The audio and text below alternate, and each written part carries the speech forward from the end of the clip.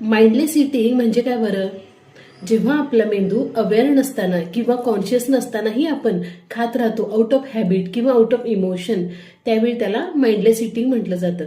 म्हणजेच त्यावेळी आपल्याला भूक लागलेली नसते, पण आपला मेंदू हा ट्रिगर किंवा ऍक्टिव्हेट झालेला असतो काही इमोशनल गोष्टींमुळे किंवा इतर काही गोष्टींमुळे. अशा कोणत्या गोष्टी आहेत बरं ज्या मेंदूला ट्रिगर करतात?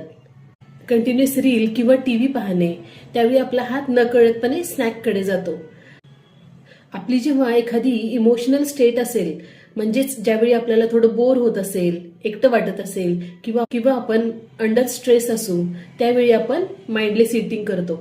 सोबतच ज्यावेळी आपला एखादा फिक्स टायमिंग आहे, ज्यावेळी आपण स्नॅक्स खातो, म्हणजेच इव्हिनिंगचे 5 असतील किंवा 6 वाजलेले असतील, त्यावेळी आपल्याला नकळतपणे जरी भूक नसली तरीही स्नॅक खाण्याची इच्छा होते.